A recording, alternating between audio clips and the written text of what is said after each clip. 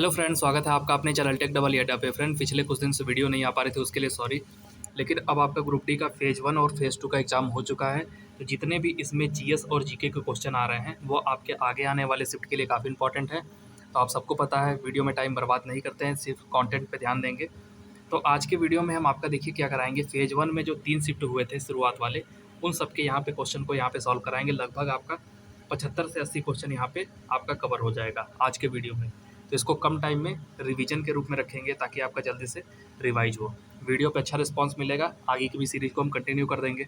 तो सबसे पहले देखते हैं, पहला है आपका पूछा है क्वेश्चन। ये है आपका 17 अगस्त 2022 को शिफ्ट 1 में पहला क्वेश्चन है आपका एड्स का फुल फॉर्म।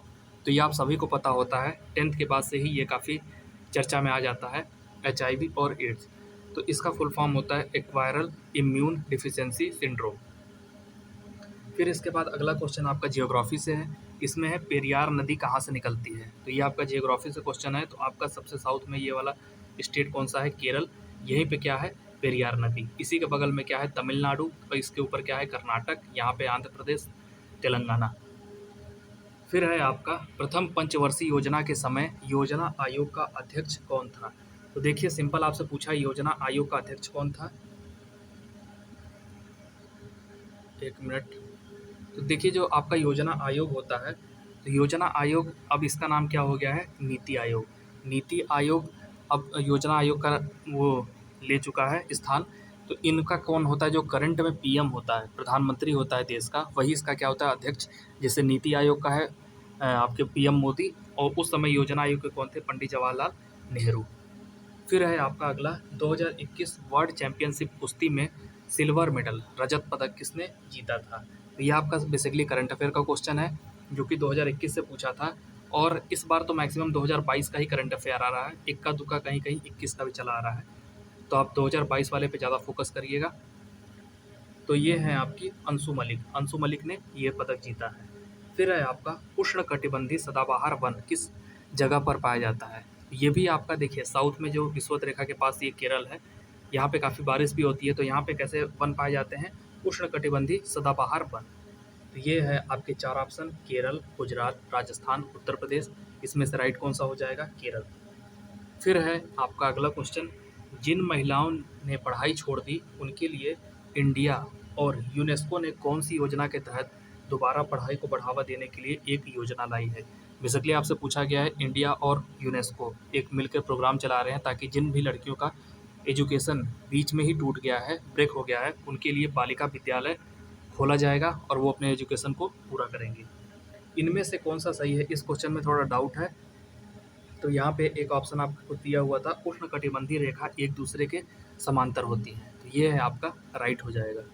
फिर है अगला क्वेश्चन, यहाँ पे आपको 4 स्टेटमेंट दिया हुआ था, इसमें से आपको फाइंड करना था कौन सा गलत है। तो यहाँ पे अनुच्छेद 352 आप सबको पता क्या है? राष्ट्रीय आपातकाल होता है। और 356 क्या होता है? राष्ट्रपति शासन। और अनुच्छेद 360 क्या होता है? वित्तीय आपातकाल। तो ये तीनों स्टेटमेंट इसमें सही है। एक बचा है 358, ये आपका स्वास्थ्य आपातकाल, ये आपका स्टेटमेंट रॉन्ग है। अब इसके बाद चलते हैं अगले क्वेश्चन पे। पहली बार 1952 में राष्ट्रीय आय की गणना किसके द्वारा की गई थी। ये है आपका CSO, सेंट्रल स्टैटिस्टिक्स ऑर्गेनाइजेशन, या तो केंद्रीय सांख्यिकी ऑर्गेनाइजेशन है। फिर है आपका अगला, जैन धर्म में जीन शब्द का अर्थ क्या है। ये आपका काफ़ी क्वेश्चन वायरल भी हो गया था, जैन धर्म में जीन का अर्थ क्या पूछा था रेलवे ने। तो इसका सिंपल अर्थ क्या होता है? विजेता, जिसको क्या कहा जाता है? विनर। फिर है आपका त्यौहार से भी देखिए आपके क्वेश्चन आ रहे हैं। तो आप सिंपल जा सकते हो ग्रुप डी का प्लेलिस्ट में, वहाँ पे आपको त्यौहार वाले वीडियो मिल जाएंगे, वाद्य यंत्र वाले मिल जाएंगे, अंतर्राष्ट्रीय मुख्यालय वाले मिलेंगे, देश और मुद्रा। बाकी आप वहाँ पे जाके चेक कर सकते हो, काफ़ी वीडियो आपको वहाँ पे मिल जाएंगी। तो यहाँ पे चौक लाऊ त्यौहार, ये आपका कहाँ पे? अरुणाचल प्रदेश में। इसमें थोड़ा डाउट है, इसको आप गूगल भी कर सकते हो। फिर है आपका नमक कानून तोड़ने के लिए 1930 में एक आंदोलन किया गया था। इस आंदोलन से आपका नाम पूछा था, जैसे असहयोग आंदोलन था, दांडी मार्च था। तो इसका राइट आंसर क्या हो जाएगा? दांडी मार्च। दांडी मार्च ही किसके लिए किया गया था? नमक सत्याग्रह किया गया था। इसमें नमक कानून को तोड़ा गया था गांधी जी द्वारा। फिर है आपका, ये देखिए आपका क्वेश्चन देखिए कैसे घुमा के पूछा है। पहले तो आपसे इकोनॉमिक मुख्य सलाहकार इस समय कौन है? अनंत नागेश्वर। ये आप याद करके गए होंगे। अब उसने क्या दिया है, अनंत नागेश्वर राव से पहले, मतलब कि इनके अपॉइंटमेंट के पहले इस पद पर कौन नियुक्त था? तो ये हैं आपके कृष्णमूर्ति। तो ये क्वेश्चन का लेवल थोड़ा सा हाई करने के लिए इस टाइप के क्वेश्चन दिए जाते हैं। फिर है आपको राजीव गांधी को ध्यानचंद खेल रत्न पुरस्कार किस वर्ष दिया गया? तो ये है आपका 2021 में ये पुरस्कार राजीव गांधी को दिया गया है। तो माफ़ करिएगा, राजीव गांधी खेल रत्न पुरस्कार जो था उसका नाम चेंज कर क्या कर दिया गया है, ध्यानचंद्र खेल रत्न पुरस्कार। ये किस सन में किया गया है? 2021 में। अब यहाँ पे क्या है, नए लोकपाल कौन बनाए गए हैं? तो नए लोकपाल का नाम क्या है? प्रदीप कुमार मोहंती। ये आपके जो लोकपाल हैं इनका नाम है प्रदीप कुमार मोहंती। फिर आपका साइंस से क्वेश्चन है, प्रकाश संश्लेषण का इक्वेशन आपसे पूछ रखा है। तो ये आपका सिंपल क्या होता है, 6 जितना कार्बन होगा 6 CO2 कार्बन डाइऑक्साइड 6 H2O, ये आपका क्या बनाएगा, ग्लूकोज C6H12O6, और आपका क्या मुक्त करता है, ऑक्सीजन 6O2, ये होता है क्या, ऑक्सीजन। फिर है आपका अगला न्यूलैंड पीरियाडिक टेबल का पहला और अंतिम जो धातु है वो कौन है? तो पहला कौन सा है, हाइड्रोजन है, और अंतिम कौन सा है, थोरियम। तो आपको एक और भी सजेस्ट करेंगे, आपका जो पीरियाडिक टेबल है, जितना भी आपका ग्रुप डी में क्वेश्चन आना है पीरियाडिक टेबल से, उन सबको हमने 51 मिनट की वीडियो में कवर करा दिया है। आप प्लेलिस्ट सिंपल जाओगे या तो वीडियो के डिस्क्रिप्शन में उसका लिंक डाल देंगे, वहाँ से आप चेक कर सकते हो, उससे बाहर आपका क्वेश्चन नहीं आएगा। फिर है आपका पानी जमीन के अंदर की प्रक्रिया, तो इसको क्या कहते हैं, इन्फिल्ट्रेशन। फिर है आपका फोटोग्राफी में प्रयोग होने वाला एलिमेंट कौन सा होता है? जो आपका फोटोग्राफी होता है, जो आपके पहले निगेटिव बनते थे, आप जब फोटो खिंचाते होगे तो वहाँ पे निगेटिव बनता था, तो वहाँ पे सिंपल यूज क्या करते हैं, सिल्वर ब्रोमाइड का यूज करते हैं ताकि इसको साफ़ किया जाए। फिर है आपका जिप्सम को गर्म करने पर हमें क्या मिलेगा? देखिए जो जिप्सम होता है उसको गर्म करने पे हमें क्या मिलता है, प्लास्टर ऑफ पेरिस। फिर है आपको फ्यूज़ तार। फ्यूज़ तार आप सबको पता है क्या होता है, ये जो आपकी घर की सर्किट होती है, जाके इसमें आपके बल्ब लगे होते हैं, फ़ैन लगे होते हैं, इन सबको ओवर करंट से बचाने के लिए हम पहले क्या लगा देते हैं, फ्यूज़ तार। फ्यूज़ तार बेसिकली होता क्या है, जैसे ही इसमें करंट ज़्यादा होगी, आपके जो परिपथ में जो करंट है उस लिमिट से ज़्यादा करंट इसमें फ्लो करेगी, तो इस फ्यूज में क्या होता है, I²R। तो जैसे ही I²R लॉस होगा, ये गर्म होकर क्या हो जाता है, गल जाता है। तो अगर फ्यूज़ तार का गलनांक ज़्यादा होगा तो ये तो गल ही नहीं पाएगा। तो ये स्टेटमेंट आपका गलत दिया हुआ था। इसका गलनांक क्या होता है, कौन सा गलत है, आपसे पूछा है कौन सा गलत है, तो इसका गलनांक उच्च होता है, तो ये स्टेटमेंट आपका गलत है। इसका गलनांक क्या होता है, निम्न होता है। फिर है आपका विद्युत बल्ब का फिलामेंट पतला व लंबा क्यों होता है? तो जो आपका रेजिस्टेंस होता है R बराबर ρL/A, ठीक। तो यहाँ पे अगर जैसे ही पतला करोगे और उसको लंबा करोगे, लंबा का मतलब उसकी लेंथ क्या हो जाएगी, बढ़ जाएगी, पतला का मतलब क्या, उसका क्रॉस सेक्शन एरिया क्या हो जाएगा, घट जाएगा। तो अगर नीचे की चीज़ घटती है तो ओवरऑल क्या होता है, ये बढ़ता है, और यहाँ भी लंबाई भी बढ़ रही है तो R यहाँ पे क्या हो जाएगा, बढ़ जाएगा। तो प्रतिरोध क्या हो जाएगा, इसका बढ़ जाएगा, तो अब ये क्या है, उच्च प्रतिरोध हो जाएगा। फिर है आपका ओम्स लॉ पूछा है। ओम्स लॉ सिंपल आपका क्या होता है, V=I/R। फिर है यकृति से क्या पाचन होता है, ये आपका क्वेश्चन था बायोलॉजी से, इसको आप देख सकते हो। विद्युत मोटर में धारा की दिशा को उल्टा विद्युत मोटर में धारा की दिशा को उल्टा कौन करता है? ये होता है स्प्लिट रिंग, ये और कम्यूटेटर। ये आपका बेसिकली जो डीसी मोटर होते हैं उनमें यूज होता है क्या, कम्यूटेटर। ये आपको डीसी को एसी में कन्वर्ट भी करता है, ये है आपका कम्यूटेटर का काम। फिर है आपका पर्यावरण को स्वच्छ बनाने का काम कौन करता है? तो ये जो आपके शैवाल और लाइकेन, अगर आपके जो पौधे होते हैं उस पे लाइकेन, ठीक है, लाइकेन पार्क भी आपका कहाँ पे है, उत्तराखंड में है। तो अगर वायुमंडल में प्रदूषण है तो ये लाइकेन वहाँ पे नहीं पाया जाएगा। अगर कहीं पे पेड़ों पे लाइकेन पाए जाते हैं, इसका मतलब वहाँ की हवा क्या है, स्वच्छ है। तो एक तरह से ये आपका पर्यावरण स्वच्छ का सूचक भी है, आपका क्या होता है, लाइकेन और शैवाल। फिर है आपका O2 कहाँ आवश्यक है? O2 कहाँ आवश्यक है? ये है पाइरूबिक। ऑक्सीजन कहाँ आवश्यक है? फिर पाइरूबिक एसिड या लैक्टिक एसिड में। फिर इससे आपके क्वेश्चन आए थे। फिर आपका शिफ्ट 2 में क्वेश्चन है, इसमें आपसे पूछा है आर्टिकल 51A क्या है। आर्टिकल 51 ये किस में है, आपके संविधान के भाग 4A में मेंशन किया गया है। फिर है बसवराज बोम्मई कहाँ के मुख्यमंत्री हैं। तो जो आपके राज्य के मुख्यमंत्री राज्यपाल हैं उनकी भी वीडियो आपको मिल जाएगी, उसको भी आप देख सकते हो। वंशराज बोम्मई कहाँ के मुख्यमंत्री हैं करंट में, ये हैं आपके कर्नाटक के। 2022 आंकड़ों के अनुसार सबसे ज़्यादा बेरोजगारी किस में है, हरियाणा में है। ठीक। फिर है आपका अमरकंटक की पहाड़ियों से कौन सी नदी निकलती है। अमरकंटक की पहाड़ी से कौन सी नदी निकलती है, ये है आपकी नर्मदा नदी। फिर है आपका आर्टिकल से पूछा है आर्टिकल 279A। आर्टिकल 279A किससे है, ये है आपका जीएसटी से है।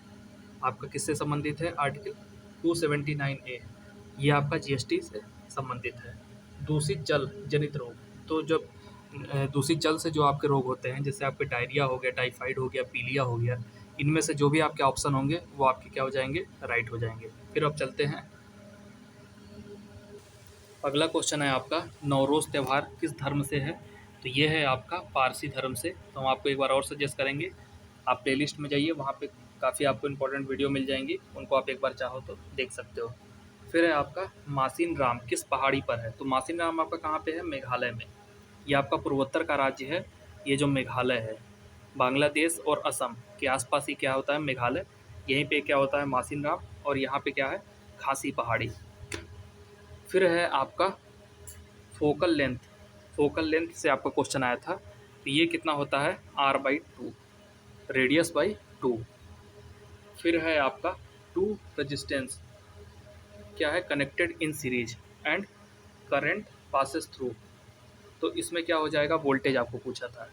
इसमें सिंपल आपको क्या दिया था, दो रेजिस्टेंस है, R1 और R2 है। ठीक। अब इसमें क्या हो रहा है, करंट पास हो रहा है, तो यहाँ पे आपको पूछा है वोल्टेज क्या हो जाएगा। वोल्टेज क्या होता है, V = IR, और सीरीज में क्या है, दोनों रेजिस्टेंस क्या हो जाते हैं, जुड़ जाते हैं। तो यहाँ पे I का गुणा कर दो, I × R1 + R2, यही इसका क्या हो जाएगा, राइट आंसर हो जाएगा। फिर है इसका poverty and un-British rule of India. Poverty and un-British rule of India ये किसके द्वारा लिखा गया था, ये आपके दादा भाई नौरोजी। इन्होंने ही पहली बार पर कैपिटा इनकम यहाँ पे कैलकुलेट किया था भारतीयों के लिए। ओल्ड मैन ऑफ इंडिया इन्हीं को कहा जाता है, दादा भाई नौरोजी। फिर है आपको, इसको थोड़ा सा जूम कर लेते हैं ताकि ये अच्छे से दिखे। हाइड्रोजन परियोजना मध्य प्रदेश के किस जिले में शुरू किया गया है। अब आप सबको पता है भविष्य का ईंधन हम किसको कह रहे हैं, हाइड्रोजन को। तो ये आपके मध्य प्रदेश के गुना जिले में इसका परियोजना का शुरुआत किया गया है। तो मध्य प्रदेश का जिला कौन सा है, गुना जिला। 2021 में द्रोणाचार्य पुरस्कार किन दो संस्था को दिया गया है। तो द्रोणाचार्य होते हैं वो आपके किसको दिया जाता है, जो आपके गुरु होते हैं, कोच होते हैं, उनको दिया जाता है। एक है आपके संध्या गुरु, और क्या है, राधा कृष्णन नायर। दो लोग को मिला है, एक तो संध्या को मिला है, दूसरा किसको मिला है, राधा कृष्णन नायर को मिला है। फिर है बम्बई हिरण कहाँ पे है, बंघाई हिरण। बंघाई हिरण कहाँ पे है, ये है आपका मणिपुर में। एक मिनट जरा इसको करेक्ट कर लेते हैं, ये वह नहीं है, ये है संघाई। ये है संघाई हिरण, कहाँ पे है आपका, ये आपके मणिपुर में पाए जाते हैं। फिर है आपका फ्लेमिंग लेफ्ट हैंड रूल में अंगूठा और उंगली क्या दिखाता है। तो देखिए ये भी है आपका फिजिक्स से क्वेश्चन है, सिंपल सा क्वेश्चन है। फ्लेमिंग लेफ्ट हैंड रूल में जो आपका थंब होता है वो आपका फोर्स को दिखाता है, ये जो आपका थंब होता है फोर्स को दिखाता है, और जो आपकी बीच की उंगली होती है वो किसको दिखाती है, करंट को। ये है आपका विद्युत धारा। फिर आपसे पूछा है हाजी अली दरगाह कहाँ पे है, ये आपका कहाँ पे है, मुंबई के अंदर। फिर अगला क्वेश्चन है कौन सागलत। कौन सागलत ये क्या है आपका, आंध्र प्रदेश के तेलुगु से हैं। ये क्वेश्चन थोड़ा सा भाई डाउट है, इसको आप देख सकते हो, पूरा क्वेश्चन नहीं है इसमें।